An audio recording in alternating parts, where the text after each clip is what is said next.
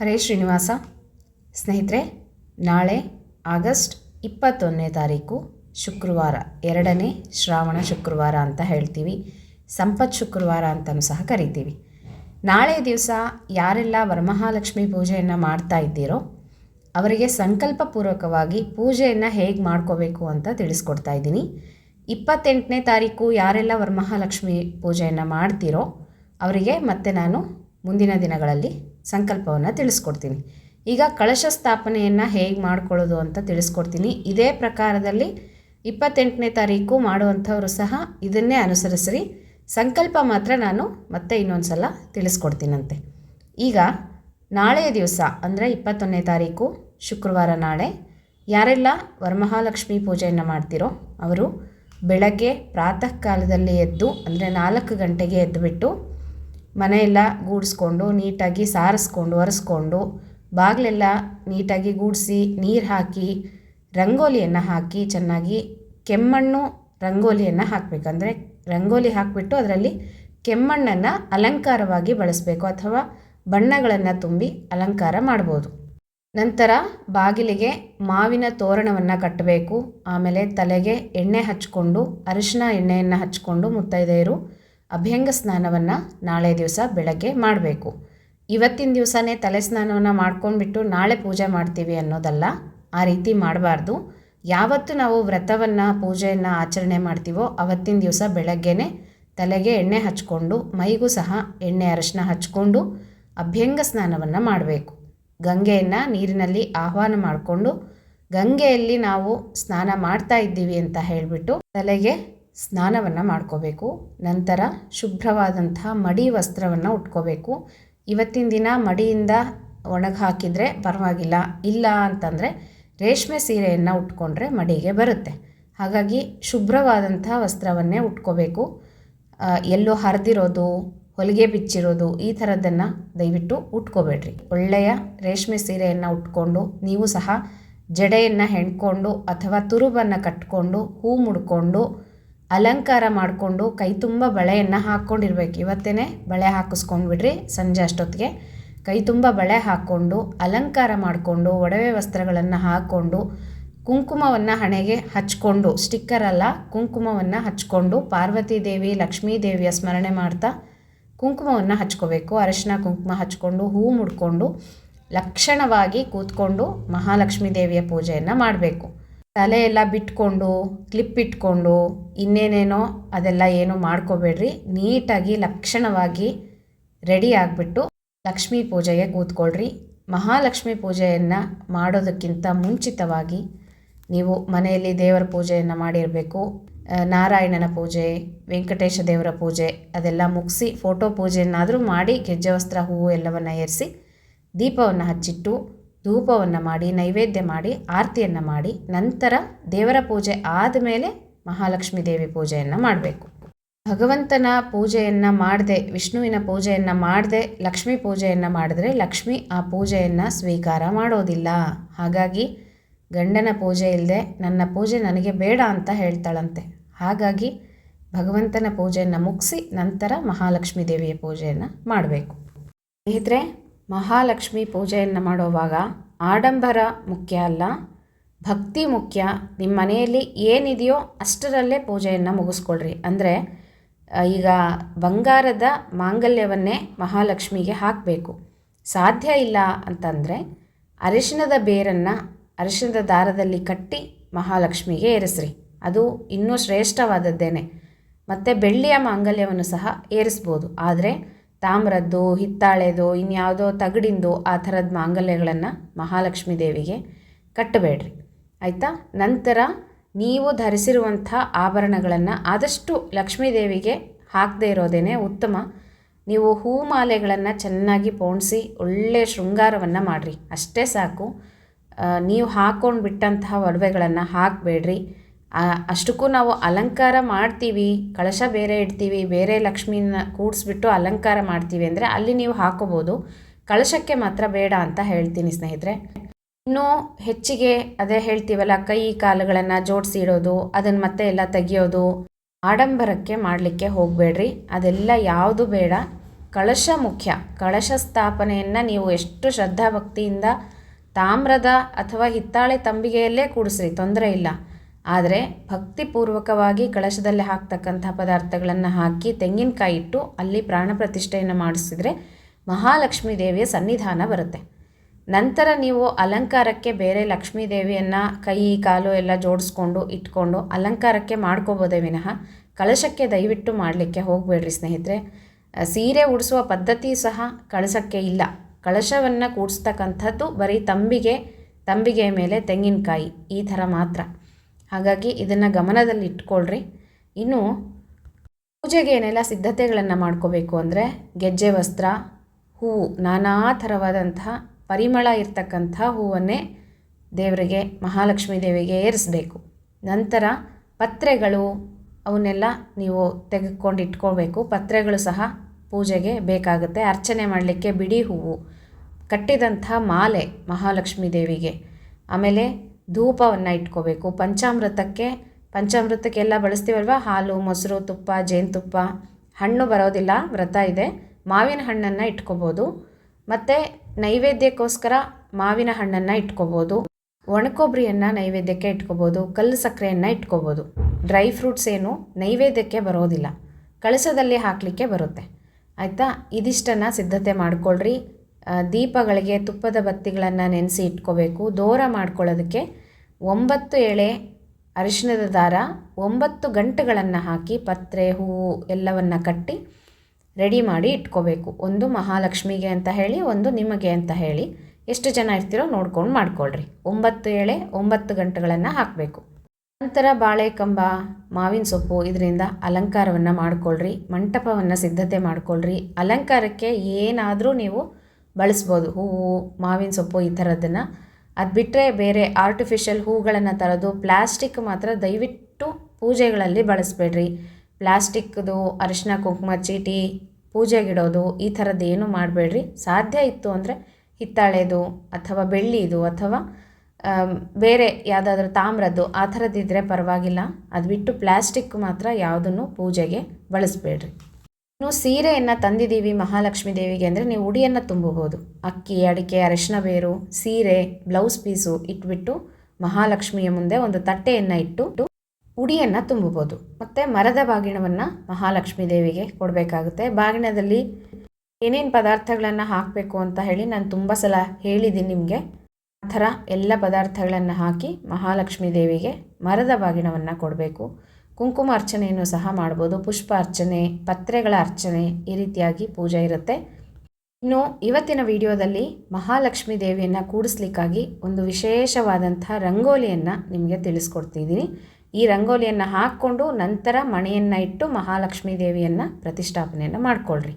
ಹೇಗೆ ರಂಗೋಲಿ ಹಾಕಬೇಕು, ಈ ರಂಗೋಲಿಯ ವಿಶೇಷತೆ ಏನು ಅಂತ ನಿಮಗೆ ತಿಳಿಸ್ಕೊಡ್ತೀನಿ. ಹಾಗೆಯೇ ಕಳಶವನ್ನು ಹೇಗೆ ಸಿದ್ಧತೆ ಮಾಡ್ಕೋಬೇಕು ಅಂತಲೂ ಸಹ ತಿಳಿಸ್ತೀನಂತೆ.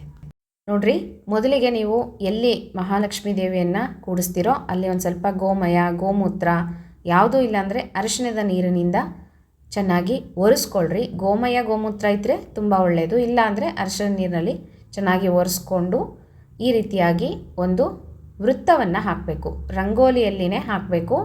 ಒಂದು ಸರ್ಕಲ್ ಅಂತೀವಲ್ವ ಆ ಥರ ಒಂದು ವೃತ್ತವನ್ನು ಹಾಕಬೇಕು. ಇದಕ್ಕೆ 8 ದಳಗಳನ್ನು ಹಾಕಬೇಕು. ನಿಮಗೆ ತೋರಿಸ್ತೀನಿ ಈಗ.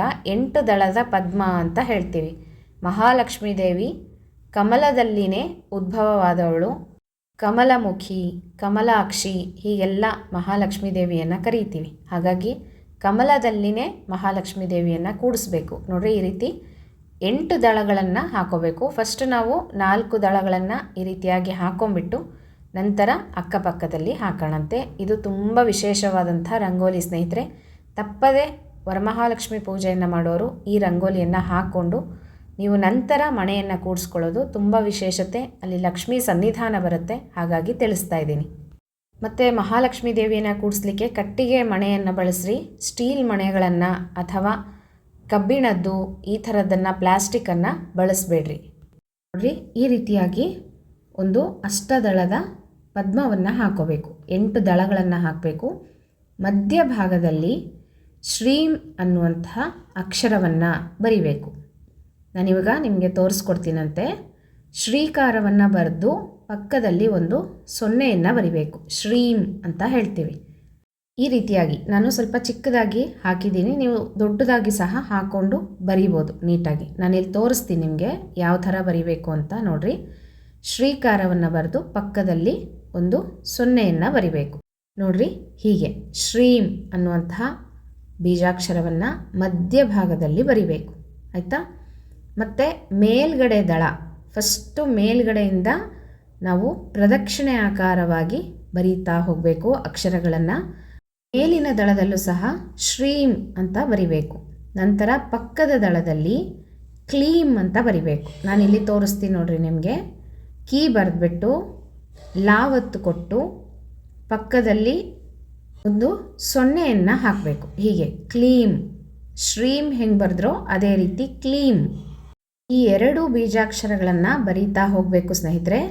ಮಧ್ಯದಲ್ಲಿ ಶ್ರೀಂ ಮತ್ತು ಮೇಲ್ಗಡೆ ದಳದಲ್ಲಿ ಶ್ರೀಂ, ಪಕ್ಕದಲ್ಲಿ ಕ್ಲೀಂ, ಹಾಗೆಯೇ ಮತ್ತೆ ಶ್ರೀಂ ಕ್ಲೀಂ ಅಂತ ಬರೀತಾ ಹೋಗಬೇಕು. ನೀವು ಇದನ್ನು ಬರೆಯುವಾಗ ಶ್ರೀಂ ಕ್ಲೀಂ ಮಹಾಲಕ್ಷ್ಮೀ ನಮಃ, ಶ್ರೀಂ ಕ್ಲೀಂ ಮಹಾಲಕ್ಷ್ಮೀ ನಮಃ ಅಂತ ಹೇಳ್ತಾ ಬರಿಬೇಕು. ಅರ್ಥ ಆಗ್ತಾ ಇದೆಯಲ್ಲ ನಿಮಗೆ? ಶ್ರೀಂ ಕ್ಲೀಂ ಮಹಾಲಕ್ಷ್ಮೀ ನಮಃ ಅಂತ ಹೇಳ್ತಾ ಈ ಒಂದು ಬೀಜಾಕ್ಷರಗಳನ್ನು ಬರಿಬೇಕಾಗುತ್ತೆ. ಕೊನೆಗೆ ಕ್ಲೀಮ್ಗೆ ಬಂದು ನಿಲ್ಲುತ್ತೆ. ಕಾಣಿಸ್ತಾ ಇದೆಯಲ್ಲ? ಮಧ್ಯಭಾಗದಲ್ಲಿ ಶ್ರೀಂ ಅಕ್ಷರ, ಮೇಲ್ಗಡೆ ದಳದಲ್ಲಿ ಶ್ರೀಂ ಅಕ್ಷರ, ಪಕ್ಕದಲ್ಲಿ ಕ್ಲೀಂ, ಶ್ರೀಂ ಕ್ಲೀಂ ಅಂತ ಬರಿಬೇಕು. ಆಗ ನಿಮಗೆ ಕ್ಲೀಮ್ಗೆ ಬಂದು ನಿಂತ್ಕೊಳ್ಳುತ್ತೆ. ಈ ರೀತಿ ಪ್ರದಕ್ಷಿಣಾಕಾರವಾಗಿ ಬೀಜಾಕ್ಷರವನ್ನು ಬರೆದು ಇಲ್ಲಿ ಮೇಲ್ಗಡೆ ಶ್ರೀಕಾರವನ್ನು ಬರೆದಿದ್ದೀನಿ. ನಂತರ ಮಧ್ಯಭಾಗದಲ್ಲಿ ಅರಿಶಿನ ಕುಂಕುಮ ಸ್ವಲ್ಪ ಅಕ್ಷತೆಯನ್ನು ಹಾಕಬೇಕು, ಮಂತ್ರಾಕ್ಷತೆಯನ್ನು ಹಾಕಿ ನಂತರ ಒಂದು ಪೀಠವನ್ನು ಇಟ್ಕೋಬೇಕು. ಇಲ್ಲಿ ಮಹಾಲಕ್ಷ್ಮೀ ದೇವಿಯ ಸನ್ನಿಧಾನ ಬಂದಿರುತ್ತೆ. ಹಾಗಾಗಿ ಹೀಗೆ ಒಂದು ಪೀಠವನ್ನು ಇಟ್ಕೊಂಡು ನಿಮ್ಮ ಮನೆಯಲ್ಲಿ ಯಾವ ಫೋಟೋ ಇದೆಯೋ ಅದನ್ನು ಇಟ್ಕೊಳ್ರಿ. ಲಕ್ಷ್ಮೀ ದೇವಿ ಫೋಟೋ ಇದ್ದರೆ ಇಟ್ಕೊಳ್ರಿ, ಲಕ್ಷ್ಮೀನಾರಾಯಣರ ಫೋಟೋ ಇದ್ದರೆ ಇಟ್ಕೊಳ್ರಿ. ನಂತರ ಒಂದು ತಟ್ಟೆಯಲ್ಲಿ ಅಕ್ಕಿಯನ್ನು ಹಾಕ್ಕೊಂಡು ಮೇಲ್ಗಡೆ ಶ್ರೀಕಾರವನ್ನು ಈ ರೀತಿ ಕೈಯಿಂದ ಬರಿಬೇಕು. ಶ್ರೀ ಮಹಾಲಕ್ಷ್ಮೀ ನಮಃ ಅಂತ ಹೇಳಿ ಬೆಟ್ಟಿನಿಂದ ಈ ರೀತಿ ಕೈಯಿಂದನೇ ಬರಿಬೇಕು. ಶ್ರೀ ಮಹಾಲಕ್ಷ್ಮೀ ನಮಃ ಅಂತ ಬರೆದು ಅರಿಶಿನ ಕುಂಕುಮ ಅಕ್ಷತೆಯನ್ನು ಹಾಕಿ ಆ ತಟ್ಟೆಯಲ್ಲಿ ಕಳಶ ಸ್ಥಾಪನೆಯನ್ನು ಮಾಡ್ಕೋಬೇಕು. ಅಕ್ಕಿಯನ್ನು ಹರಡಿ ಅಕ್ಕಿಯ ರಾಶಿಯ ಮೇಲೇ ಕಳಶವನ್ನು ಕೂಡಿಸ್ಬೇಕು ಸ್ನೇಹಿತರೆ. ಯಾವಾಗಲೂ ಲಕ್ಷ್ಮೀ ಕಳಶವನ್ನು ಹಾಗೆ ಕೂಡಿಸ್ಬಾರ್ದು. ನೋಡಿರಿ, ಹೀಗೆ ತಟ್ಟೆಯನ್ನು ಮಣೆಯ ಮೇಲೆ ಇಟ್ಬಿಟ್ಟು ತಂಬಿಗೆಯನ್ನು ರೆಡಿ ಮಾಡ್ಕೋಬೇಕು. ತಾಮ್ರದ್ದೋ, ಹಿತ್ತಾಳೆದೋ, ಬೆಳ್ಳಿದೋ ಯಾವುದಾದ್ರೂ ಆಗಲಿ ಪರವಾಗಿಲ್ಲ. ಈ ರೀತಿ ಸುಣ್ಣವನ್ನು ಹಚ್ಚಿ 4 ಭಾಗಗಳಲ್ಲಿ ಅರಿಶಿನ ಕುಂಕುಮವನ್ನು ಈ ರೀತಿ ಹಚ್ಚಬೇಕು. ಸುತ್ತು 4 ದಿಕ್ಕಿಗೂ ಸಹ ಅರಿಶಿನ ಕುಂಕುಮ ಹಚ್ಚಬೇಕು. ನಂತರ ತಂಬಿಗೆ ಒಳಗೆ ಏನೇನು ಹಾಕಬೇಕು ಅಂತ ನಿಮಗೆ ಇವತ್ತು ತೋರಿಸ್ತೀನಂತೆ. ಯಾರು ತಂಬಿಗೆಯಲ್ಲಿ ನೀರನ್ನು ತುಂಬ್ತಿರೋ ಅವರು ನೀರನ್ನು ತುಂಬಿ ಮತ್ತು ಅರಿಶಿನ ಕುಂಕುಮ ಅಕ್ಷತೆಯನ್ನು ಹಾಕಿ 1 ಅರಿಶಿಣದ ಬೇರು, 1 ಅಡಿಕೆ ಬೆಟ್ಟ, ₹1 ಕಾಯಿನನ್ನು ಹಾಕಬೇಕು. ಹಾಗೆಯೇ ಕಾಲುಂಗ್ರ, ಪಿಲ್ಲೆ ಇದ್ದರೆ ಹಾಕ್ಬೋದು. ನಂತರ ಯಾರು ಅಕ್ಕಿಯನ್ನು ತುಂಬ್ತಿರೋ ಅವ್ರಿಗೆ ಇವತ್ತು ಏನೇನು ಹಾಕಬೇಕು ಅಂತ ನಿಮಗೆ ಇವತ್ತು ತೋರಿಸ್ಕೊಡ್ತೀನಂತೆ. ನೋಡಿರಿ, ಅಕ್ಕಿಯನ್ನು ಹಾಕೋರು ಈ ರೀತಿ ಒಂದು ಅಳತೆಯನ್ನು ತೊಗೋಬೇಕು. ಚಿಕ್ಕದಾದಂಥ ಲೋಟ ಅಥವಾ ಈ ರೀತಿ ಬಟ್ಲು ಏನಾದ್ರು ತೊಗೋಬೇಕು. ಇಲ್ಲ ಅಂದರೆ ಒಂದೊಂದು ಹಿಡಿ, ಈ ರೀತಿ 5 ಹಿಡಿಯನ್ನು ಹಾಕಬೇಕು. ಹೇಗಾದರೂ ಮಾಡ್ಕೊಳ್ರಿ, ನಿಮ್ಮ ಅನುಕೂಲ. ನಾನಿಲ್ಲಿ ಚಿಕ್ಕದಾದಂಥ ಒಂದು ತಾಲಿಯನ್ನು ತೊಗೊಂಡಿದ್ದೀನಿ. ಅದರಲ್ಲಿ 5 ಅಳತೆಯಷ್ಟು ಅಕ್ಕಿಯನ್ನು ಕಳಶದಲ್ಲಿ ತುಂಬಬೇಕು. ಮೊದಲಿಗೆ ಅರಿಶಿನ ಕುಂಕುಮವನ್ನು ಹಾಕಬೇಕು. ನೀರನ್ನು ತುಂಬಿರೋರು ನೀರಿನಲ್ಲಿ ಈ ರೀತಿ ಅರಿಶಿನ ಕುಂಕುಮ ಅಕ್ಷತೆಯನ್ನು ಹಾಕಬೇಕು. ಕಂಠದವರೆಗೂ ನೀರನ್ನು ತುಂಬಬೇಕು, ತಂಬಿಗೆ ಕಂಠದವರೆಗೂ.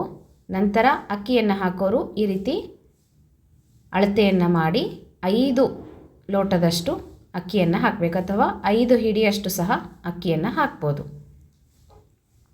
ನೋಡಿರಿ, ಇಲ್ಲಿ 3 ಆಯಿತು. ಈ ರೀತಿಯಾಗಿ ನಿಮ್ಮ ಮನೆ ಪದ್ಧತಿಯನ್ನು ಅನುಸರಣೆ ಮಾಡಿರಿ. ಯಾರು ಅಕ್ಕಿ ತುಂಬ್ತಿರೋ ಅಕ್ಕಿ ತುಂಬ್ರಿ, ಯಾರು ನೀರನ್ನು ಹಾಕಿ ಕಳಶ ಇಡ್ತಿರೋ ನೀರು ಹಾಕಿ ಕಳಶ ಇಡ್ರಿ. ಯಾಕಂದರೆ ಎರಡೂ ಕೇಳ್ತಾ ಇರ್ತೀರಾ, ಅದಕ್ಕೋಸ್ಕರ ತೋರಿಸ್ತಾ ಇದ್ದೀನಿ. ಈಗ ಅಕ್ಕಿಯನ್ನು ಹಾಕಿದವರು ಏನೇನು ಪದಾರ್ಥಗಳನ್ನು ಹಾಕಬೇಕು ಅಂತ ತೋರಿಸ್ತೀನಿ. ನೋಡಿರಿ, 2 ಅರಿಶಿಣದ ಬೇರನ್ನು ಹಾಕಬೇಕು, ಮತ್ತು 2 ಅಡಿಕೆಯನ್ನು ಹಾಕಬೇಕು. ಆಮೇಲೆ ಬಳೆ ಬಿಚ್ಚೋಲೆ ಅಂತ ಸಿಗುತ್ತಲ್ಲ, ಈ ರೀತಿ ಇರುತ್ತೆ ಬಳೆ ಬಿಚ್ಚೋಲೆ, ಇದನ್ನು ಹಾಕಬೇಕು. ನಂತರ ಒಂದು ಕಾಯಿನನ್ನು ಹಾಕಬೇಕು. ನಾನಿಲ್ಲಿ ಬೆಳ್ಳಿ ಕಾಯಿನನ್ನು ತೋರಿಸ್ತಾ ಇದ್ದೀನಿ. ಸಾಧ್ಯವಾದಷ್ಟು ಬೆಳ್ಳಿ ಕಾಯಿನನ್ನು ಹಾಕ್ರಿ, ಚಿಕ್ಕದಾದರೂ ಪರವಾಗಿಲ್ಲ, ಇಲ್ಲ ಅಂದರೆ ಮಾಮೂಲಿ ಕಾಯಿನನ್ನು ಸಹ ಹಾಕ್ಬೋದು. ನಂತರ ಒಂದು ಚಿಕ್ಕ ಪೇಪರಲ್ಲಿ ಒಂದು ಸ್ವಲ್ಪ ಕರಿಮಣಿಯನ್ನು ಕಟ್ಟಿ ಹಾಕಬೇಕು. ಕರಿಮಣಿಗಳನ್ನು ಪೇಪರಲ್ಲಿ ಕಟ್ಟಿ ಹಾಕಬೇಕು. ಅರಿಶಿನ ಕುಂಕುಮವನ್ನು ಸಹ ಪೇಪರಲ್ಲಿ ಕಟ್ಟಿ ಹಾಕಬೇಕು.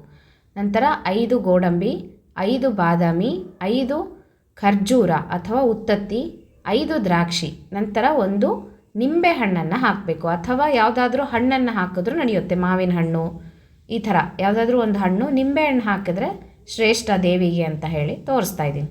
ನೋಡಿರಿ, ಈ ರೀತಿ 2 ಅರಿಶಿಣದ ಬೇರು, 2 ಅಡಿಕೆ ಮತ್ತು ಬಳೆ ಬಿಚ್ಚೋಲೆ, ಕರಿಮಣಿದು ಪೇಪರು, ಕರಿಮಣಿ ಕಟ್ಟಿರೋದು, ಮತ್ತು ಅರಿಶಿನ ಕುಂಕುಮದ ಪೇಪರ್ ಸಹ ಕಟ್ಟಿ ಹಾಕಬೇಕು. ಪ್ಲಾಸ್ಟಿಕ್ ಪೇಪರ್ ಹಾಕಬೇಡ್ರಿ. ನಂತರ 1 ಕಾಯಿನನ್ನು ಹಾಕಬೇಕು, 5 ಬಾದಾಮಿಯನ್ನು ಹಾಕಬೇಕು, ಗೋಡಂಬಿ ಮತ್ತು ದ್ರಾಕ್ಷಿ, ಹಾಗೆಯೇ ಉತ್ತತ್ತಿ 5 ಹಾಕಿ 1 ನಿಂಬೆ ಹಣ್ಣನ್ನು ಹಾಕಬೇಕು. ಈ ರೀತಿ ಇದು ಕಳಶ, ಅಕ್ಕಿಯನ್ನು ಕೂಡಿಸಿ ಕಳಶವನ್ನು ಮಾಡ್ಕೊಳ್ಳೋರು ಈ ರೀತಿಯಾಗಿ ಎಲ್ಲ ಪದಾರ್ಥಗಳನ್ನು ಹಾಕಬೇಕು. ಆಯಿತಾ? ಇದಕ್ಕೆ ಕಂಕಣವನ್ನು ಕಟ್ಟಬೇಕಂದ್ರೆ ಮಾಂಗಲ್ಯವನ್ನು ಕಟ್ಟಬೇಕು. ತಂಬಿಗೆಗೆ ಮಾಂಗಲ್ಯ ಇಲ್ಲಾಂದರೆ ಅರಿಶಿಣದ ಬೇರನ್ನು ಅರಿಶಿಣದ ದಾರದಲ್ಲಿ ಕಟ್ಬೋದು. ಮುಖವಾಡವನ್ನು ಇಡೋರು ತಂಬಿಗೆಗೇನು ಕಟ್ಟೋ ಅವಶ್ಯಕತೆ ಇಲ್ಲ, ಮುಖವಾಡವನ್ನು ತೆಂಗಿನಕಾಯಿಗೆ ಇಡ್ಬೋದು. ಈ ರೀತಿ 4 ಅಥವಾ 5 ವಿಳೆದೆಲೆಯನ್ನು ಕಾಯಲ್ಲಿ ಇಡಬೇಕು. ಅಥವಾ ಮಾವಿನ ಎಲೆ ಇಡ್ಬೋದು, 5 ಮಾವಿನ ಎಲೆ, ವಿಳೆದೆಲೆ, ಮಾವಿನ ಎಲೆ ಎರಡೂ ಸಹ ಇಡ್ಬೋದು, ನಿಮ್ಮ ಅನುಕೂಲ. ಆಯಿತಾ? ನನ್ನ ಹತ್ರ ಮಾವಿನ ಎಲೆ ಇಲ್ಲ, ಅದಕ್ಕೋಸ್ಕರ ತೋರಿಸಿಲ್ಲ. ಮಾವಿನ ಎಲೆ ಇಟ್ಟರೆ ತುಂಬ ಶ್ರೇಷ್ಠ. ವಿಳೆದೆಲೆ, ಮಾವಿನ ಎಲೆ ಸಹ 5 ಇಡ್ಬೋದು. ಈ ರೀತಿ ಕಳಶವನ್ನು ತಯಾರು ಮಾಡ್ಕೋಬೇಕು ಸ್ನೇಹಿತರೆ. ನಾನಿಲ್ಲಿ ಸುಮ್ಮನೆ ನಿಮಗೆ ಡೆಮೋ ತೋರಿಸ್ತಾ ಇದ್ದೀನಿ, ತೆಂಗಿನಕಾಯಿ ಇಲ್ಲ ಹಾಗಾಗಿ ನಾನು ಇಟ್ಟಿಲ್ಲ ಅಷ್ಟೇ. ಈ ರೀತಿಯಾಗಿ ಕಳಶ ತಯಾರು ಮಾಡ್ಕೋಬೇಕು. ನೀವು ತಂಬಿಗೆಗೇ ಮಾಂಗಲ್ಯವನ್ನು ಕಟ್ಬೋದು, ಅಥವಾ ಅರಿಶಿಣದ ದಾರದಲ್ಲಿ ಅರಿಶಿಣದ ಬೇರನ್ನು ಕಟ್ಬೋದು, ಅಥವಾ ಮುಖವಾಡವನ್ನು ಇಟ್ಟರೆ ಮುಖವಾಡಕ್ಕೇ ಮಾಂಗಲ್ಯವನ್ನು ಕಟ್ಟಿ ಇಡ್ಬೋದು. ಕಳಶದಲ್ಲಿ ನೀರನ್ನು ತುಂಬೋರು ಹೇಳಿದ್ನಲ್ಲ, ಅರಿಶಿಣ ಕುಂಕುಮ ಅಕ್ಷತೆಯನ್ನು ಹಾಕಿ ನೀರಿನಲ್ಲಿ ಅರಿಶಿಣದ ಬೇರು, ಅಡಿಕೆ, ಕಾಯಿನು ಇದನ್ನೆಲ್ಲ ಹಾಕಿ, ಕಾಲುಂಗುರ ಪಿಲ್ಲೆ ಇದ್ದರೆ ಹಾಕ್ರಿ, ಇದರೊಳಗೂ ಸಹ ಹಾಕ್ಬೋದು ಕಾಲುಂಗುರ ಪಿಲ್ಲೆ, ತಪ್ಪಿಲ್ಲ. ಹಾಕಿ ಕಳಶಕ್ಕೆ ಈ ರೀತಿ ಮಾವಿನೆಲೆ ಮತ್ತು ವಿಳೆದೆಲೆ 5 ಅಥವಾ 4 ಇಟ್ಟು ಮೇಲೆ ಪೂರ್ಣ ತೆಂಗಿನಕಾಯನ್ನು ಇಡಬೇಕು. ಸುಲಿದಿರೋ ತೆಂಗಿನಕಾಯಿನ ಇಡಬಾರ್ದು, ಪೂರ್ಣ ಕಾಯನ್ನು ಕಳಶಕ್ಕೆ ಇಡಬೇಕು. ಅದಕ್ಕೆ ಮುಖವಾಡವನ್ನು ಸಹ ಇಡ್ಬೋದು, ಹಾಗೇನೂ ಸಹ ಪೂಜೆಯನ್ನು ಮಾಡ್ಬೋದು. ಈ ರೀತಿಯಾಗಿ ಕಳಶವನ್ನು ಸ್ಥಾಪನೆ ಮಾಡ್ಕೋಬೇಕು ಸ್ನೇಹಿತರೆ. ನಿಮ್ಮ ಪದ್ಧತಿಗೆ ಅನುಸಾರವಾಗಿ ಕಳಶವನ್ನು ಕೂಡಿಸ್ಕೊಳ್ರಿ. ನಂತರ ಗೆಜ್ಜೆ ವಸ್ತ್ರ, ಹೂವನ್ನು ಏರಿಸಿ ಅಲಂಕಾರವನ್ನು ಮಾಡ್ಕೋಬೇಕು. ಈ ರೀತಿಯಾಗಿ ಕಳಶಕ್ಕೆ ಫಸ್ಟು ಗಣಪತಿಯ ಪೂಜೆಯನ್ನು ಮಾಡಲಿಕ್ಕಾಗಿ ಒಂದು ಅಡಿಕೆ ಬೆಟ್ಟ ಅಥವಾ ಗಣಪತಿ ವಿಗ್ರಹ ಇದ್ದರೆ ಮುಂದೆ ಇಟ್ಕೊಳ್ರಿ. ಮೊದಲೇ ಮಹಾಲಕ್ಷ್ಮೀ ದೇವಿಗೆ ನೀಟಾಗಿ ಅಲಂಕಾರವನ್ನು ಮಾಡ್ಕೊಂಡ್ಬಿಡ್ರಿ. ಆಮೇಲೆ ಷೋಡಶೋಪಚಾರ ಪೂಜೆಯನ್ನು ಮಾಡುವಾಗ ಅಕ್ಷತೆಯನ್ನು ಹಾಕಿದ್ರೆ ಸಾಕಾಗುತ್ತೆ. ಗೆಜ್ಜೆ ವಸ್ತ್ರಂ ಅಂತ ಹೇಳಿದಾಗ ಅಕ್ಷತೆಯನ್ನು ಹಾಕಿದ್ರೆ ಸಾಕಾಗುತ್ತೆ. ಈ ರೀತಿ ತೆಂಗಿನಕಾಯಿಗೂ ಸಹ ಅರಿಶಿನ ಕುಂಕುಮವನ್ನು ಹಚ್ಚಿ ಮುಖವಾಡವನ್ನು ಇಟ್ಟು ಪೂಜೆಯನ್ನು ಮಾಡ್ಕೊಳ್ಳೋದು. ದೀಪವನ್ನು ಹಚ್ಚಿದ ಮೇಲೆ ಮೊದಲು ಸಂಕಲ್ಪವನ್ನು ಮಾಡ್ಕೋಬೇಕು. ಸಂಕಲ್ಪವನ್ನು ಹೇಳ್ತಾ ಹೋಗ್ತೀನಿ, ನೀವು ಕೇಳಿಸ್ಕೊಂಡು ಅಕ್ಷತೆ ನೀರನ್ನು ಬಿಟ್ಟರೆ ಸಾಕಾಗುತ್ತೆ. ಕೈಯಲ್ಲಿ ಅಕ್ಷತೆ ಹೂವನ್ನು ಹಿಡ್ಕೊಳ್ರಿ.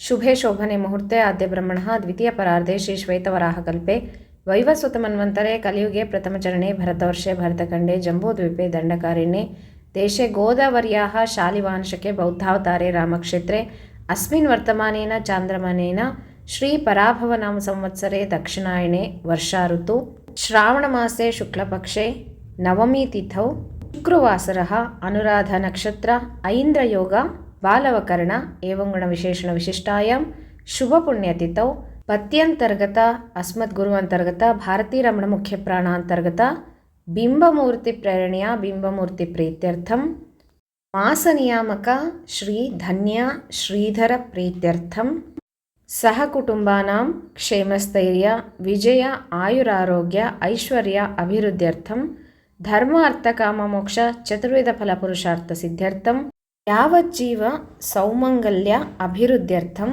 ಸತ್ಸಂತಾನ ಸೌಭಾಗ್ಯ ಶುಭ ಫಲ ಪ್ರಾಪ್ತ್ಯರ್ಥಂ ವರ್ಷೇ ವರ್ಷೇ ಕರ್ತವ್ಯ ಏತದ್ವರ್ಷ ಪ್ರಯುಕ್ತ ಶ್ರೀ ಮಹಾಲಕ್ಷ್ಮಿ ದೇವತಾಮುದ್ದೇಶ್ಯ ಶ್ರೀ ನಾರಾಯಣ ಸಹಿತ ವರಮಹಾಲಕ್ಷ್ಮಿ ದೇವತಾ ಪ್ರೀತ್ಯರ್ಥಂ ಯಥಾಶಕ್ತಿ ಧ್ಯಾನ ಆವಾಹನಾದಿ ಷೋಡಶೋಪಚಾರ ಪೂಜಾಂ ಕರಿಷ್ಯೆ ಅಂತ ಹೇಳಿ ಅಕ್ಷತೆ ನೀರನ್ನು ಒಂದು ಪಾತ್ರೆಗೆ ಬಿಟ್ಬಿಡ್ರಿ. ನಂತರ ಕಳಶ ಪೂಜೆಯನ್ನು ಮಾಡ್ಕೋಬೇಕಂದ್ರೆ ಒಂದು ಪಾತ್ರೆಯಲ್ಲಿ ಅಂದರೆ ಒಂದು ಲೋಟದಲ್ಲಿ ತಂಬಿಗೆಯಲ್ಲಿ ನೀರನ್ನು ತುಂಬಿಟ್ಕೊಂಡು ಅದರಲ್ಲಿ ಅರಿಶಿನ ಕುಂಕುಮ ಅಕ್ಷತೆಯನ್ನು ಹಾಕಿ ಕೈಯನ್ನು ಮುಚ್ಚಿ ಗಂಗೆ ಚೈಮನೆ ಚೈವ ಗೋದಾವರಿ ಸರಸ್ವತಿ ನರ್ಮದಾ ಸಿಂಧು ಕಾವೇರಿ ಜಲೇಸ್ಮಿನ್ ಸನ್ನಿಧಿಂ ಕುರು ಅಂತ ಹೇಳಿ ಗಂಗೆಯನ್ನು ಆವಾಹನೆ ಮಾಡಿಕೊಂಡು ಹೂವನ್ನು ಆ ನೀರಿನಲ್ಲಿ ಅದ್ದಿ ಎಲ್ಲ ಕಡೆ ಪ್ರೋಕ್ಷಣೆಯನ್ನು ಮಾಡಿ ಶುದ್ಧಿಯನ್ನು ಮಾಡಬೇಕು. ಹಾಗೆ ನಿಮ್ಮ ತಲೆಯ ಮೇಲೆ ಸಹ ಪ್ರೋಕ್ಷಣೆಯನ್ನು ಮಾಡ್ಕೋಬೇಕು. ನಂತರ ಆ ಹೂವನ್ನು ಪಕ್ಕಕ್ಕೆ ಹಾಕಿಬಿಡಬೇಕು. ಆಮೇಲೆ ಅದೌ ನಿರ್ವಿಘ್ನತಾ ಸಿದ್ಧಾರ್ಥಂ ಶ್ರೀ ಮಹಾಗಣಪತಿ ಪೂಜಾಂ ಕರಿಷ್ಯೆ ಅಂತ ಹೇಳಿ ಗಣಪತಿ ಪೂಜೆಯನ್ನು ಮಾಡ್ಕೋಬೇಕು. ಗಣಪತಿಗೆ ಅರಿಶಿನ ಕುಂಕುಮ ಅಕ್ಷತೆಯನ್ನು ಏರಿಸಿ ನಂತರ ಗೆಜ್ಜೆ ವಸ್ತ್ರವನ್ನು ಏರಿಸಿ ಹೂವನ್ನು ಏರಿಸಿ ಮತ್ತು ಏನಾದರೂ ನೈವೇದ್ಯವನ್ನು ಮಾಡಿ ಧೂಪ ದೀಪ ಆರತಿಯನ್ನು ಮಾಡಬೇಕು. ನೈವೇದ್ಯವನ್ನು ಮಾಡಿ ಮಂಗಳಾರತಿಯನ್ನು ಮಾಡಬೇಕು. ನಂತರ ಕೈ ಮುಗಿದು ಮಹಾಲಕ್ಷ್ಮೀ ದೇವಿಯ ಧ್ಯಾನವನ್ನು ಮಾಡಬೇಕು. ಶ್ರೀ ವರಮಹಾಲಕ್ಷ್ಮಿ ಧ್ಯಾನಂ ಅಂತ ಹೇಳಿ ಪದ್ಮಾಸನೆ ಪದ್ಮಕರೆ ಸರ್ವಲೋಕೈಕ ಪೂಜಿತೆ ನಾರಾಯಣ ಪ್ರಿಯೇ ದೇವಿ ಸುಪ್ರೀತಾ ಭವ ಸರ್ವದಾ ಕ್ಷೀರೋಧಾರಣವ ಸಂಭೂತೆ ಕಮಲೆ ಕಮಲಾಲಯೇ ಸುಸ್ಥಿರಾ ಭವ ಮೇಘೇಹೆ ಸುರಾಸುರ ನಮಸ್ಕೃತೆ ಅಂತ ಹೇಳಿ ಶ್ರೀ ವರಮಹಾಲಕ್ಷ್ಮಿ ದೇವತಾಂ ಧ್ಯಾಯಾಮಿ ಹೇಳಿ ಸ್ವಲ್ಪ ಅಕ್ಷತೆ ಹೂವನ್ನು ಕಳಶದ ಪಕ್ಕದಲ್ಲಿ ಹಾಕಬೇಕು. ನಂತರ ಹೂವು ಅಕ್ಷತೆಯನ್ನು ಕೈಯಲ್ಲಿ ಹಿಡ್ಕೊಂಡು ನಾನು ಈಗ ಕೆಲವೊಂದನ್ನು ಮಂತ್ರಗಳನ್ನು ಹೇಳ್ತಾ ಹೋಗ್ತೀನಿ. ನೀವು ಅಕ್ಷತೆ ಹೂವನ್ನು ಹಾಕ್ತಾ ಹೋದರೆ ಸಾಕಾಗುತ್ತೆ. ಮೊದಲಿಗೆ ದೇವಿಯನ್ನು ಆವಾಹನೆಯನ್ನು ಮಾಡ್ಕೋಬೇಕು. ದೇವಿ ತ್ರೈಲೋಕ್ಯ ಜನನಿ ಸರ್ವಲೋಕೈಕ ಪಾವನಿ ಅಗಚ್ಚ ವರದೇ ಮಾತಃ ಪ್ರಸೀದ ಪರಮಾತ್ಮಿಕೆ ಶ್ರೀ ವರಮಹಾಲಕ್ಷ್ಮಿ ದೇವತಾಂ ಆವಾಹಯಾಮಿ ಅಂತ ಹೇಳಿ ಪೀಠದ ಮೇಲೆ ಮಣೆ ಇಟ್ಟಿರ್ತೀರಲ್ವ ಅಲ್ಲಿ ಒಂದು ಸ್ವಲ್ಪ ಅಕ್ಷತೆಯನ್ನು ಹಾಕಬೇಕು.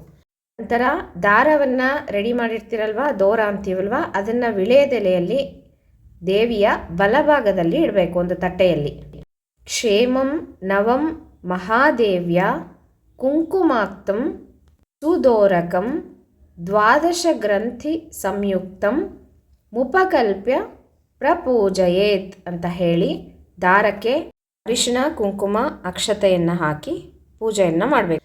ನಂತರ ಮತ್ತೆ ಅಕ್ಷತೆಯನ್ನು ಕೈಯಲ್ಲಿ ಹಿಡ್ಕೊಂಡು ಸ್ವರ್ಣರತ್ನಮಯಂ ದಿವ್ಯಂ ಹೇಮವರ್ಣಂ ಸುಶೋಭಿತಂ ಆಸನಂತೆ ಪ್ರದಾಸ್ಯಾಮಿ ಸ್ವೀಕುರುಷ್ವ ಹರಿಪ್ರಿಯೇ ಅಂತ ಹೇಳಿಬಿಟ್ಟು ಮಹಾಲಕ್ಷ್ಮೀ ದೇವಿಯನ್ನು ಶ್ರೀ ವರಮಹಾಲಕ್ಷ್ಮೀ ದೇವಿಯೈ ನಮಃ ರತ್ನಸಿಂಹಾಸನಂ ಸಮರ್ಪಯಾಮಿ ಅಂತ ಹೇಳಿ ಆ ಒಂದು ಮಣೆಯ ಮೇಲೆ ಅಕ್ಷತೆಯನ್ನು ಹಾಕಬೇಕು. ನಂತರ ಕಳಶದ ನೀರನ್ನು ಒಂದು ಉದ್ದರಣೆಯಲ್ಲಿ ತಗೊಂಡ್ಬಿಟ್ಟು ಗಂಗಾದಿ ಸಲಿಲೈರ್ಯುಕ್ತಂ ಸುಗಂಧೇನ ಸುವಾಸಿತಂ ಪಾದ್ಯಂ ಗೃಹಾಣ ಶ್ರೀದೇವಿ ಸರ್ವದೇವ ನಮಸ್ಕೃತೆ ಅಂತ ಹೇಳಿ ಪಾದವನ್ನು ತೊಳಿಬೇಕು. ಅಂದರೆ ಒಂದು ಉದ್ದರಣೆ ನೀರನ್ನು ಮಹಾಲಕ್ಷ್ಮೀ ದೇವಿಗೆ ತೋರಿಸಿ ಒಂದು ಪಾತ್ರೆಗೆ ಬಿಡಬೇಕು. ಶ್ರೀ ಮಹಾಲಕ್ಷ್ಮಿ ದೇವತಾಯೈ ನಮಃ ಪಾದಯೋಹೋ ಪಾದ್ಯಂ ಸಮರ್ಪಯಾಮಿ ಅಂತ ಹೇಳಬೇಕು. ನಂತರ ಇನ್ನೊಂದು ಉದ್ದರಣೆಯ ನೀರನ್ನು ತಗೊಂಡು ಲಕ್ಷ್ಮೀ ದೇವಿಗೆ ತೋರಿಸ್ಬಿಟ್ಟು ಶುದ್ಧೋದಕಂ ಚ ಪಾತ್ರಸ್ಥಂ ಗಂಧಪುಷ್ಪಾದಿ ಮಿಶ್ರಿತಂ ಅರ್ಘ್ಯಂ ದಾಸ್ಯಾಮಿ ತೇ ದೇವಿ ಗೃಹಾಣ ಸುರಪೂಜಿತೆ ಶ್ರೀ ಮಹಾಲಕ್ಷ್ಮೀ ದೇವಿಯೇ ನಮಃ ಹಸ್ತಯೋಹೋ ಅರ್ಘ್ಯಂ ಸಮರ್ಪಯಾಮಿ ಅಂತ ಹೇಳಿ ಒಂದು ಪಾತ್ರೆಗೆ ಬಿಡಬೇಕು. ನಂತರ ಆಚಮನಕ್ಕೆ 3 ಬಾರಿ ಉದ್ದರಣೆ ನೀರನ್ನು ದೇವಿಗೆ ತೋರಿಸಿ ಒಂದು ಪಾತ್ರೆಗೆ ಬಿಡಬೇಕು. ಸುವರ್ಣ ಕಲಶಾನೀತಂ ಚಂದನಾಗರು ಸಂಯುತಂ ಗೃಹಾಣ ಆಚಮನಂ ದೇವಿ ಮಯಾ ದತ್ತಂ ಶುಭಪ್ರದೇ ಶ್ರೀ ಮಹಾಲಕ್ಷ್ಮೀ ದೇವೇ ನಮಃ ಮುಖೆ ಆಚಮನೀಯಂ ಸಮರ್ಪಯಾಮಿ ಅಂತ ಹೇಳಿ 3 ಉದ್ದರಣೆ ನೀರನ್ನು ಒಂದು ಪಾತ್ರೆಗೆ ಬಿಡಬೇಕು. ನಂತರ ಪಂಚಾಮೃತ ಸ್ನಾನವನ್ನು ಮಾಡಿಸ್ಬೇಕು. ಹಾಲು ಮೊಸರು ತುಪ್ಪ ಜೇನುತುಪ್ಪ ಸಕ್ಕರೆ ಇದೆಲ್ಲವನ್ನು ಮಿಶ್ರಣ ಮಾಡಿ ಒಂದು ಸಲ ಹೂವಿನಲ್ಲಿ ಅದ್ದಿ ಮಹಾಲಕ್ಷ್ಮಿಗೆ ಪ್ರೋಕ್ಷಣೆ ಮಾಡಿದರೆ ಸಾಕಾಗುತ್ತೆ. ಪಯೋದಧಿ ಘೃತೋಪೇತಂ ಶರ್ಕರಾ ಮಧು ಸಂಯುತಂ ಪಂಚಾಮೃತ ಸ್ನಾನಂ ಮಿದಂ ಗೃಹಾಣ ಕಮಲಾಲಯಂ ಶ್ರೀ ವರಮಹಾಲಕ್ಷ್ಮೀ ದೇವೇ ನಮಃ ಪಂಚಾಮೃತ ಸ್ನಾನಂ ಸಮರ್ಪಯಾಮಿ ಅಂತ ಹೇಳಿ ಒಂದು ಹೂವಿನಲ್ಲಿ ಅದ್ದುಬಿಟ್ಟು ಪ್ರೋಕ್ಷಣೆಯನ್ನು ಮಾಡಿದ್ರೆ ಸಾಕಾಗತ್ತೆ. ನಂತರ ಮತ್ತೆ ಶುದ್ಧೋದಕ ಮಾಡಬೇಕು. ಕಳಶದ ನೀರನ್ನು ಒಂದು ಉದ್ದರಣೆಯಲ್ಲಿ ತಗೊಂಡು ಹೂವನ್ನು ಅದ್ದುಬಿಟ್ಟು ಗಂಗಾಜಲಂ ಮಯಾನೀತಂ ಮಹಾದೇವ ಶಿರಸ್ಥಿತಂ ಸುಗಂಧಿದ್ರವ್ಯ ಸಂಯುಕ್ತಂ ಜಲಂ ಸ್ನಾನಾಯ ಗೃಹ್ಯತಾಂ ಶ್ರೀ ವರಮಹಾಲಕ್ಷ್ಮೀ ದೇವೇ ನಮಃ ಸುಗಂಧಿದ್ರವ್ಯ ಸಂಯುಕ್ತ ಶುದ್ಧೋದಕ ಸ್ನಾನಂ ಸಮರ್ಪಯಾಮಿ ಅಂತ ಹೇಳಿ ಒಂದು ಹೂವನ್ನು ನೀರಿನಲ್ಲಿ ಎತ್ತಿ ಪ್ರೋಕ್ಷಣೆಯನ್ನು ಮಾಡಬೇಕು.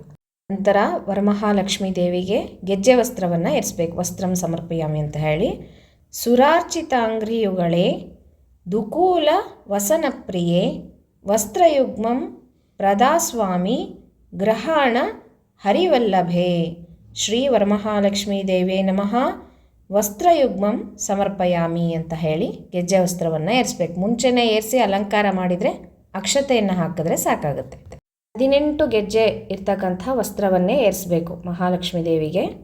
ನಂತರ ಆಭರಣ ಕೇಯೂರ ಕಂಕಣೇ ದಿವ್ಯೆ ಹಾರನೂಪುರ ಮೇಖಲಾ ವಿಭೂಷಣಾನಿ ಅಮೂಲ್ಯಾನಿ ಗೃಹಾಣ ಋಷಿಪೂಜಿತೆ ಶ್ರೀ ವರಮಹಾಲಕ್ಷ್ಮೀ ದೇವೇ ನಮಃ ಆಭರಣಾನಿ ಸಮರ್ಪಯಾಮಿ ಅಂತ ಹೇಳಿ ಅಕ್ಷತೆಯನ್ನು ಹಾಕ್ರಿ. ನಂತರ ಗಂಧ, ಶುದ್ಧವಾದಂತಹ ಗಂಧ, ಅದರಲ್ಲಿ ಹೂವನ್ನು ಅದ್ದುಬಿಟ್ಟು ಗಂಧವನ್ನು ತಗೊಂಡು ಕರ್ಪೂರಾಗರು ಕಸ್ತೂರಿ ರೋಚನಾದಿಭಿರನ್ವಿತಂ ಗಂಧಂ ದಾಸ್ಯಾಮ್ಯಹಂ ದೇವಿ ಪ್ರೀತ್ಯರ್ಥಂ ಪ್ರತಿಗೃಹ್ಯತಾಂ ಶ್ರೀ ವರಮಹಾಲಕ್ಷ್ಮೀ ದೇವೇ ನಮಃ ದಿವ್ಯ ಪರಿಮಳ ಗಂಧಾನ್ ಧಾರಯಾಮಿ ಅಂತ ಹೇಳಿ ಗಂಧವನ್ನು ಮಹಾಲಕ್ಷ್ಮೀ ದೇವಿಗೆ ಸಮರ್ಪಣೆಯನ್ನು ಮಾಡಬೇಕು. ನಂತರ ಹರಿದ್ರ ಕುಂಕುಮ ಚೂರ್ಣವನ್ನು ಸಮರ್ಪಣೆ ಮಾಡಬೇಕಂದ್ರೆ ಅರಿಶಿನ ಕುಂಕುಮ ಏರಿಸಬೇಕು. ಈ ವರಮಹಾಲಕ್ಷ್ಮೀ ದೇವೇ ನಮಃ ಹರಿದ್ರ ಕುಂಕುಮ ಚೂರ್ಣಂ ಅಕ್ಷತಾನ್ ಸಮರ್ಪಯಾಮಿ ಅಂತ ಹೇಳಿ ಅರಿಶಿನ ಕುಂಕುಮ ಅಕ್ಷತೆಯನ್ನು ಮಹಾಲಕ್ಷ್ಮೀ ದೇವಿಗೆ ಏರಿಸಬೇಕು. ನಂತರ ಶ್ರೀ ವರಮಹಾಲಕ್ಷ್ಮೀ ದೇವೇ ನಮಃ ನಾನಾ ವಿಧ ಪರಿಮಳ ಪುಷ್ಪಾಣಿ ಸಮರ್ಪಯಾಮಿ ಅಂತ ಹೇಳಿ ಎಲ್ಲ ವಿಧವಾದಂಥ ಹೂಗಳನ್ನು ಮಾಲೆಗಳನ್ನು ಏರಿಸಬೇಕು. ಮೊದಲೇ ಏರಿಸಿ ಅಲಂಕಾರ ಮಾಡಿದರೆ ಅಕ್ಷತೆಯನ್ನು ಹಾಕ್ಬೋದು. ನಂತರ ಅಂಗಪೂಜೆಯನ್ನು ಮಾಡಬೇಕು. ಅಂಗಪೂಜೆಯನ್ನು ಮಾಡ್ತಾ ಮಾಡ್ತಾ ಹೂವನ್ನು ಏರಿಸ್ತಾ ಹೋಗಬೇಕು ಮಹಾಲಕ್ಷ್ಮೀ ದೇವಿಗೆ. ನಾನು ಹೇಳ್ತಾ ಹೋಗ್ತೀನಿ, ನೀವು ಹೂವನ್ನು ಏರಿಸ್ಕೊಳ್ರಿ.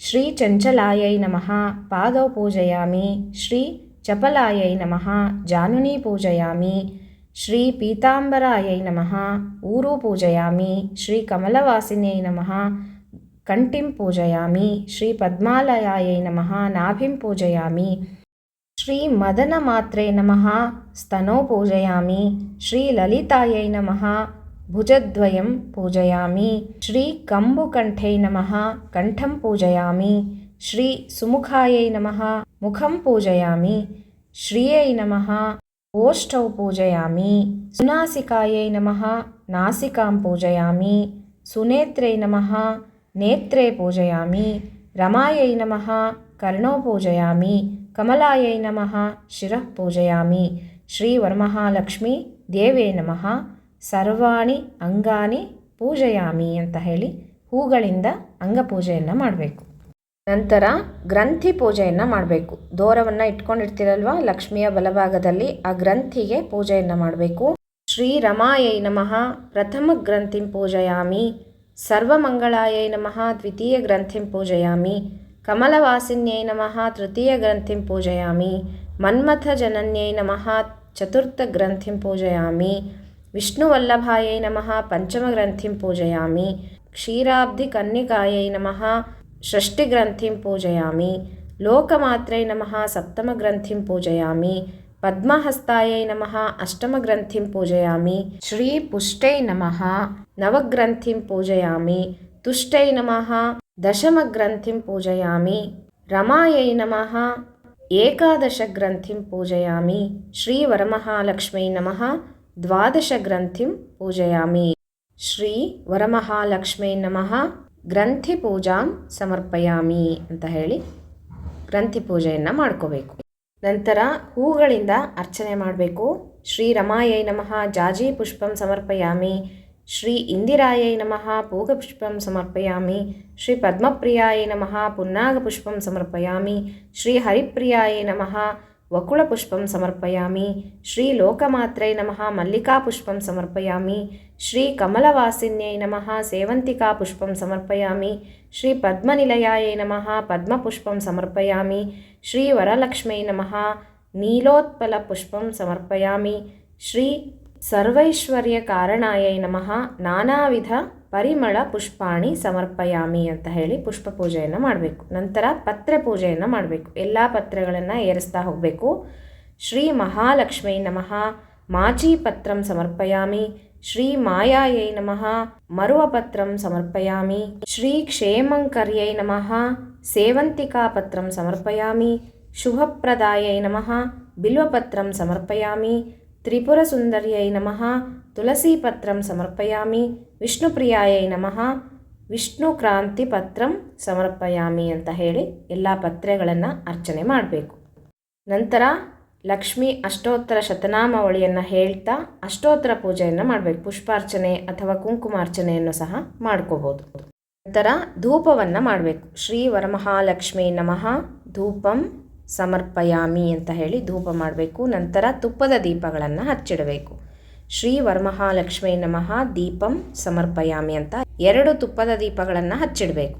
ನಂತರ ನೈವೇದ್ಯವನ್ನು ಮಾಡಬೇಕು. ಮಹಾಲಕ್ಷ್ಮೀ ದೇವಿಗೆ ಅಡಿಗೆ ನೈವೇದ್ಯ ಮತ್ತು ಹಣ್ಣು ನೈವೇದ್ಯವನ್ನು ಮಾಡ್ಬೋದು. ದಕ್ಷಿಣೆ ಸಹಿತ ತಾಂಬೂಲವನ್ನು ಸಹ ನೈವೇದ್ಯ ಮಾಡಬೇಕು. ನಂತರ ಒಂದು ಉದ್ದರಣೆ ನೀರನ್ನು ಮಹಾಲಕ್ಷ್ಮೀ ದೇವಿಗೆ ತೋರಿಸ್ಬಿಟ್ಟು ಒಂದು ಪಾತ್ರೆಗೆ ಬಿಡಬೇಕು. ನಂತರ ಮಹಾಲಕ್ಷ್ಮೀ ದೇವಿಗೆ ನೀರಾಜನದ ಆರತಿಯನ್ನು ಮಾಡಬೇಕು. ಕರ್ಪೂರ ನೀರಾಜನದ ಆರತಿಯನ್ನು ಮಹಾಲಕ್ಷ್ಮೀ ದೇವಿಗೆ ಮಾಡಬೇಕು. ಪ್ರದಕ್ಷಿಣೆ ನಮಸ್ಕಾರವನ್ನು ಮಾಡಬೇಕು. ನಂತರ ದಾರವನ್ನು ಕಟ್ಕೋಬೇಕು. ಯಾರಾದರೂ ಮುತ್ತೈದೆಯರಿದ್ದರೆ ಅವ್ರ ಹತ್ರ ಕಟ್ಟಿಸ್ಕೋಬೋದು, ಅಥವಾ ನಿಮ್ಮ ಯಜಮಾನರಿದ್ದರೆ ಅವ್ರ ಹತ್ರ ಸಹ ದಾರವನ್ನು ಕಟ್ಟಿಸ್ಕೋಬೇಕು. ದಾರವನ್ನು ಕಟ್ಕೊಳ್ಳೋವಾಗ ಹೀಗೆ ಹೇಳಬೇಕು: ಬಧ್ನಾಮಿ ದಕ್ಷಿಣೇ ಹಸ್ತೆ ನವಸೂತ್ರಂ ಶುಭಪ್ರದಂ ಪುತ್ರ ಪೌತ್ರಾಭಿವೃದ್ಧಿಂಚ ಸೌಭಾಗ್ಯಂ ದೇಹಿ ಮೇ ರಮೇ ಅಂತ ಹೇಳಿ ಶ್ರೀ ವರಮಹಾಲಕ್ಷ್ಮೀ ದೇವೇ ನಮಃ ಶ್ರೀ ವರಮಹಾಲಕ್ಷ್ಮಿ ವ್ರತಾಂಗ ನವಗ್ರಂಥಿದೋರಂ ಸಮರ್ಪಯಾಮಿ ಅಂತ ಹೇಳಿ 2 ದಾರ ಮಾಡಿರ್ತೀರಲ್ವ, ಅದರಲ್ಲಿ ಒಂದು ದಾರವನ್ನು ಲಕ್ಷ್ಮೀ ದೇವಿಯ ಮುಂದೆ ಇಡಬೇಕು. ನಂತರ ಒಂದು ದಾರವನ್ನು ನೀವು ಬಲಗಡೆ ಕೈಗೆ ಕಟ್ಟಿಸ್ಕೋಬೇಕು. ಮುತ್ತೈದೆ ಸ್ತ್ರೀಯರಿಂದ ಅಥವಾ ಗಂಡನಿಂದ ಅಂತ ಹೇಳಿದೆ. ದಾರವನ್ನು ಕಟ್ಕೊಂಡ್ಮೇಲೆ ಖಾಲಿ ಕೈಯಲ್ಲಿ ದಾರವನ್ನು ಕಟ್ಟಿಸ್ಕೋಬಾರ್ದು. ಒಂದು ತೆಂಗಿನಕಾಯನ್ನಾದರೂ ಕೈಯಲ್ಲಿ ಹಿಡ್ಕೋಬೇಕು, ಅಥವಾ ಅರಿಶಿನ ಕುಂಕುಮದ ಬಟ್ಲನ್ನು ಹಿಡ್ಕೊಂಡು ದಾರವನ್ನು ಕಟ್ಟಿಸ್ಕೋಬೇಕು. ನಂತರ ನಿಮ್ಮ ಯಜಮಾನರಿಗೆ ನಮಸ್ಕಾರ ಮಾಡಬೇಕು, ಅಥವಾ ಅವ್ರ ದಾರ ಯಾರು ಕಟ್ಟಿರ್ತಾರೋ ಅವ್ರಿಗೆ ನಮಸ್ಕಾರ ಮಾಡಿ ಮಹಾಲಕ್ಷ್ಮೀ ದೇವಿಗೆ ಅರಿಶಿನ ಕುಂಕುಮ ಅಕ್ಷತೆಯನ್ನು ಏರಿಸಿ ನಮಸ್ಕಾರವನ್ನು ಮಾಡ್ಕೋಬೇಕು. ನಂತರ ಉಪಾಯನ ದಾನವನ್ನು ಪುರೋಹಿತರಿಗೆ ಕೊಡಬೇಕಾಗುತ್ತೆ. ದಕ್ಷಿಣೆ ತಾಂಬೂಲ ಸಹಿತ ಬ್ರಾಹ್ಮಣರಿಗೆ ಆ ದಾನವನ್ನು ನೀಡಬೇಕು. ನಂತರ ನೀವು ಮರದ ಬಾಗಿಣವನ್ನು ಸಹ ವರಮಹಾಲಕ್ಷ್ಮೀ ದೇವಿಗೆ ಕೊಡ್ಬೋದು. ಈ ರೀತಿಯಾಗಿ ವರಮಹಾಲಕ್ಷ್ಮೀ ದೇವಿಯ ಷೋಡಶೋಪಚಾರ ಪೂಜೆಯನ್ನು ನೀಟಾಗಿ ನಿಧಾನಕ್ಕೆ ಹೇಳ್ಕೊಟ್ಟಿದ್ದೀನಿ. ಅದೇ ಪ್ರಕಾರವಾಗಿ ಮಾಡಿಕೊಳ್ಳ್ರಿ. ಪೂಜೆಯನ್ನು ಮಾಡೋವಾಗ ಹಗಲೆಲ್ಲ ಕಳಶವನ್ನು ಮುಟ್ಟೋದಾಗಿ ಕದಲಿಸೋದಾಗಲಿ ಮಾಡಲಿಕ್ಕೆ ಹೋಗಬೇಡ್ರಿ. ಈ ರೀತಿಯಾಗಿ ಪೂಜೆ ಮಾಡಿಕೊಂಡು ದೂರದಿಂದ ಅರಿಶಿನ ಕುಂಕುಮ ಅಕ್ಷತೆಯನ್ನು ಹಾಕಬೇಕು. ದೀಪ ನಂದದೇ ಇರೋ ಥರ ಹಾಗೆ ನೋಡ್ಕೊಳ್ರಿ. ಸಾಯಂಕಾಲ ಸಹ ಮಹಾಲಕ್ಷ್ಮೀ ದೇವಿಗೆ ಉಡಿಯನ್ನು ತುಂಬಬೋದು. ಬೆಳಗ್ಗೆನೂ ತುಂಬೋದು, ನೀವು ಪೂಜೆಯನ್ನು ಮಾಡುವಾಗ ಉಡಿಯನ್ನು ತುಂಬಬೋದು, ಅಥವಾ ಸಾಯಂಕಾಲ ಮಡ್ಲಕ್ಕಿಯನ್ನು ವರಮಹಾಲಕ್ಷ್ಮೀ ದೇವಿಗೆ ತುಂಬಬೋದು. ಆರತಿಯನ್ನು ಮಾಡಬೇಕು. ಬೆಳಗ್ಗೆ ಮಾಡಬೇಕು, ಸಾಯಂಕಾಲನೂ ಸಹ ಮಾಡಬೇಕಾಗತ್ತೆ. ಹಾಗೆಯೇ ವರಮಹಾಲಕ್ಷ್ಮೀ ದೇವಿಯ ವ್ರತ ಕಥೆಯನ್ನು ಕೇಳಬೇಕು ಅಥವಾ ಹೇಳ್ಕೋಬೇಕು. ಮುತ್ತೈದೆಯರನ್ನ ಕರೆದು ಸಾಯಂಕಾಲ ಅರಿಶಿನ ಕುಂಕುಮವನ್ನು ತಾಂಬೂಲ ದಕ್ಷಿಣೆಯನ್ನು ಕೊಡ್ಬೋದು. ವರಮಹಾಲಕ್ಷ್ಮೀ ದೇವಿಯನ್ನು ಯಾವತ್ತೂ ಕದಲಿಸ್ಬೇಕು ಅಂತಂದರೆ ಶನಿವಾರ ದಿವಸ, ಶ್ರಾವಣ ಶನಿವಾರ ನಾವು ಕದಲಿಸೋದಿಲ್ಲ ಅಂತ ಹೇಳೋರು ಭಾನುವಾರ ದಿವಸ ಬೆಳಗ್ಗೆ ಕದಲಿಸ್ಕೋಬೋದು, ಅಥವಾ ನಾವು ಶನಿವಾರನೇ ತೆಗಿತೀವಿ ಅಂತ ಹೇಳೋರು ಆವತ್ತಿನ ದಿವಸ ಕದಲಿಸ್ಬೇಕಾಗುತ್ತೆ. ಹೇಗೆ ಅಂತ ನಾನಿವಾಗ ತಿಳಿಸ್ಕೊಡ್ತೀನಿ. ನೀವು ಯಾವತ್ತು ಕಳಶ ವಿಸರ್ಜನೆಯನ್ನು ಮಾಡ್ತೀರೋ, ಅಂದರೆ ಶನಿವಾರ ಬೆಳಗ್ಗೆ ಮಾಡ್ತಿರೋ ಮತ್ತು ಭಾನುವಾರ ಬೆಳಗ್ಗೆ ಮಾಡ್ತಿರೋ, ನಿಮ್ಮ ಅನುಕೂಲ ನೋಡ್ಕೊಳ್ರಿ. ಸಂಜೆ ಹೊತ್ತಲ್ಲಿ ಲಕ್ಷ್ಮಿಯನ್ನು ಕಳಿಸ್ಬಾರ್ದು. ಹಾಗಾಗಿ ಬೆಳಗ್ಗೆನೇ ವಿಸರ್ಜನೆಯನ್ನು ಮಾಡಿಕೊಳ್ರಿ. ಬೆಳಗ್ಗೆ ನೀವು ದೀಪಗಳನ್ನು ಹಚ್ಚಿಟ್ಟು ಧೂಪವನ್ನು ಮಾಡಿ ತುಪ್ಪದ ದೀಪವನ್ನು ಹಚ್ಚಿಟ್ಟು ನಂತರ ನೈವೇದ್ಯವನ್ನು ಮಾಡಬೇಕು. ನೀವು ಹಾಲು ಸಕ್ಕರೆ ಏನು ನೈವೇದ್ಯ ಮಾಡ್ತೀರೋ ನೋಡ್ಕೊಳ್ರಿ. ನೈವೇದ್ಯ ಆದಮೇಲೆ ಆರತಿಯನ್ನು ಮಾಡ್ಕೋಬೇಕು. ನಂತರ ಅರಿಶಿನ ಕುಂಕುಮ ಅಕ್ಷತೆಯನ್ನು ಏರಿಸಿ ನಂತರ ಕೈಯಲ್ಲಿ ಅಕ್ಷತೆಯನ್ನು ಹಿಡ್ಕೊಂಡು ಛತ್ರಂ ಸಮರ್ಪಯಾಮಿ, ಚಾಮರಂ ವೀಜಯಾಮಿ, ನೃತ್ಯ ದರ್ಶಯಾಮಿ, ಗೀತಂ ಶ್ರಾವಯಾಮಿ, ವಾದ್ಯಂ ಶ್ರಾವಯಾಮಿ, ಆಂದೋಲನಂ ಸಮರ್ಪಯಾಮಿ, ಅಶ್ವಾರೋಹಣಂ ಸಮರ್ಪಯಾಮಿ, ಗಜಾರೋಹಣಂ ಸಮರ್ಪಯಾಮಿ, ರಥಾರೋಹಣಂ ಸಮರ್ಪಯಾಮಿ, ಸಮಸ್ತ ರಾಜೋಪಚಾರ ಭಕ್ತ್ಯೋಪಚಾರ ಷೋಡಶೋಪಚಾರ ಪೂಜಾಂ ಸಮರ್ಪಯಾಮಿ ಅಂತ ಹೇಳಿ ಅಕ್ಷತೆಯನ್ನು ಹಾಕಬೇಕು. ನಂತರ ಮತ್ತೆ ಅಕ್ಷತೆಯನ್ನು ಕೈಯಲ್ಲಿ ಹಿಡ್ಕೊಂಡು ಯಸ್ಯ ಸ್ಮೃತ್ಯ ಚ ನಾಮೋಕ್ತ್ಯ ತಪಃ ಪೂಜಾ ಕ್ರಿಯಾದಿಷು ನ್ಯೂನಂ ಸಂಪೂರ್ಣತಾಂ ಯಾತಿ ಸದ್ಯೋ ವಂದೇ ತಮಚ್ಯುತಂ ಮಂತ್ರಹೀನಂ ಕ್ರಿಯಾಹೀನಂ ಭಕ್ತಿಹೀನಂ ಜನಾರ್ದನ ಯತ್ಪೂಜಿತಂತು ಮಯಾ ದೇವ ಪರಿಪೂರ್ಣಂ ತದಸ್ತು ಮೇ.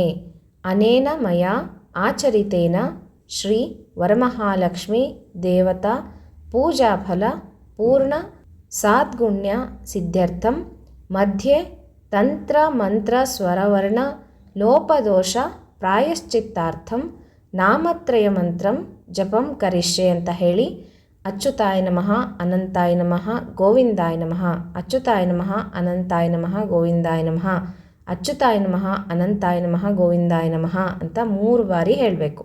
ಏನಾದರೂ ನಾವು ತಪ್ಪುಗಳನ್ನು ಮಾಡಿದರೆ ಕ್ಷಮಿಸು ತಾಯಿ ಅಂತ ಹೇಳಿ ಈ ರೀತಿ 3 ಬಾರಿ ಹೇಳಿ ನಂತರ ಅಕ್ಷತೆ ನೀರನ್ನು ಒಂದು ಪಾತ್ರೆಗೆ ಬಿಟ್ಬಿಡಬೇಕು. ಕಳಶ ವಿಸರ್ಜನೆಯನ್ನು ಮಾಡ್ಕೋಬೇಕು. ಕಳಶವನ್ನು ಹಿಡ್ಕೊಂಡು ಬಲಭಾಗಕ್ಕೆ ಸ್ವಲ್ಪ ಕದಲಿಸಿ ತಿರುಗಿಸ್ಬೇಕು. ಅಂದರೆ ನಿಮಗೆ ಬಲಭಾಗ ಅಲ್ಲ, ಕಳಶಕ್ಕೆ ಬಲಭಾಗ, ನಿಮಗೆ ಎಡಭಾಗ ಆಗುತ್ತೆ. ಕಳಶವನ್ನು ಕದಲಿಸಿ ನೀವು ಆಮೇಲೆ ನಿಧಾನಕ್ಕೆ ಎಲ್ಲವನ್ನು ತೆಕ್ಕೋಬೋದು. ಅಕ್ಕಿಯನ್ನು ನೀವು ಅಡುಗೆಗೆ ಬಳಸ್ಕೋಬೋದು, ಕೆಳಗಡೆ ಹಾಕಿರೋ ತಟ್ಟೆಯಲ್ಲಿ, ಮತ್ತು ತಂಬಿಗೆಯಲ್ಲಿ ಹಾಕಿದ್ದು ಸಹ ಮನೆಗೆ ಅಡುಗೆಗೆ ಬಳಸ್ಕೋಬೋದು. ನೀರನ್ನು ಗಿಡದಲ್ಲಿ ಹಾಕಿಬಿಡ್ರಿ, ಆಯಿತಾ. ಇದಿಷ್ಟು ವರಮಹಾಲಕ್ಷ್ಮೀ ದೇವಿಯ ಪೂಜೆಯ ಬಗ್ಗೆ ತುಂಬ ಡೀಟೇಲಾಗಿ ನಿಮಗೆ ತಿಳಿಸ್ಕೊಟ್ಟಿದ್ದೀನಿ. ಅಷ್ಟೋತ್ತರ ಶತನಾಮಾವಳಿ ಮಾತ್ರ ಹೇಳಿಲ್ಲ, ಲೇಟ್ ಆಗುತ್ತೆ ವಿಡಿಯೋದಲ್ಲಿ ಅಂತ ಹೇಳಿ ನಾನು ಅದನ್ನು ಡಿಸ್ಕ್ರಿಪ್ಷನ್ ಬಾಕ್ಸಲ್ಲಿ ಕೊಟ್ಟಿರ್ತೀನಿ, ನೋಡ್ಕೊಳ್ರಿ. ಎಲ್ಲರೂ ಶ್ರದ್ಧಾಭಕ್ತಿಯಿಂದ ಪೂಜೆಯನ್ನು ಮಾಡಿಕೊಳ್ರಿ. ತುಂಬ ಜನ ವಿಸರ್ಜನೆ ಅಂತ ಕೇಳ್ತಾಯಿದ್ರಿ, ಇನ್ನೂ ಪೂಜೆನೇ ಶುರು ಮಾಡಿಲ್ಲ, ವಿಸರ್ಜನೆ ಬಗ್ಗೆ ಕೇಳಬೇಡ್ರಿ. ಅದಕ್ಕೋಸ್ಕರ ಮುಂಚೆನೇ ತಿಳಿಸ್ಬಿಟ್ಟಿದ್ದೀನಿ, ವಿಸರ್ಜನೆ ಅಂತ ವಿಡಿಯೋ ಮಾಡೋದಿಲ್ಲ. ಇದರಲ್ಲೇ ಹೇಳಿದ್ದೀನಿ, ನೀವು ಯಾವತ್ತು ಶನಿವಾರ ಮಾಡ್ಕೊಳ್ಳೋರಿದ್ರು ಶನಿವಾರ ಮಾಡ್ಕೊಳ್ರಿ, ಇಲ್ಲ ಭಾನುವಾರ ಮಾಡ್ತೀನಿ ಅಂದರೆ ಭಾನುವಾರ ಬೆಳಗ್ಗೆ ವಿಸರ್ಜನೆಯನ್ನು ಮಾಡ್ಕೋಬೋದು. ಅವತ್ತು ಏಕಾದಶಿ ಇರುತ್ತೆ ಭಾನುವಾರ, ಅದಕ್ಕೋಸ್ಕರ ನೋಡ್ಕೊಳ್ರಿ. ಶನಿವಾರನೇ ವಿಸರ್ಜನೆ ಮಾಡೋದು ಉತ್ತಮ. ಯಾಕಂದರೆ ಭಾನುವಾರ ನೈವೇದ್ಯ ಏನೂ ಬರೋದಿಲ್ಲ ಮಹಾಲಕ್ಷ್ಮೀ ದೇವಿಗೆ, ಹಾಗಾಗಿ ಹಾಗೆ ಕಳಿಸೋದು ಉತ್ತಮ ಅಲ್ಲ. ಶನಿವಾರನೇ ವಿಸರ್ಜನೆ ಮಾಡ್ಕೊಳ್ಳೋದು ಉತ್ತಮ. ನೀವು ಕದಲಿಸಿ ಹಾಗೆ ಇಟ್ಕೊಂಡು ಭಾನುವಾರ ಕಳಶ ಎಲ್ಲ ತೆಕ್ಕೋಬೋದು, ತೊಂದರೆ ಇಲ್ಲ. ಶನಿವಾರ ಹಾಗೆ ಇಟ್ಕೊಂಡು ಕಳಶ ಕದಲಿಸಿದ್ರೂ ಸಹ ತೆಗಿಲಿಕ್ಕೆ ಹೋಗಬೇಡ್ರಿ, ಭಾನುವಾರ ಎಲ್ಲನೂ ನೀಟಾಗಿ ತೆಕ್ಕೋಬೋದು. ಇದಿಷ್ಟು ವರಮಹಾಲಕ್ಷ್ಮೀ ದೇವಿಯ ಪೂಜೆ. ಯಾರ್ಯಾರು ನಾಳೆ ಮಾಡ್ತಾ ಇದ್ದೀರೋ ಭಕ್ತಿಪೂರ್ವಕವಾಗಿ ಮಾಡಿಕೊಡ್ರಿ. ಎಲ್ಲನೂ ಒಳ್ಳೆಯದಾಗಲಿ. ನಾರಾಯಣ ಸಹಿತ ಲಕ್ಷ್ಮೀ ದೇವಿ ನಿಮ್ಮ ಮನೇಲಿ ಸ್ಥಿರವಾಗಿ ನೆಲೆಸಲಿ ಅಂತ ಹೇಳ್ತಾ ಮತ್ತೆ ಮುಂದಿನ ವಿಡಿಯೋ ಒಟ್ಟಿಗೆ ಸಿಗ್ತೀನಂತೆ ಸ್ನೇಹಿತರೆ. ಹರೇ ಶ್ರೀನಿವಾಸ.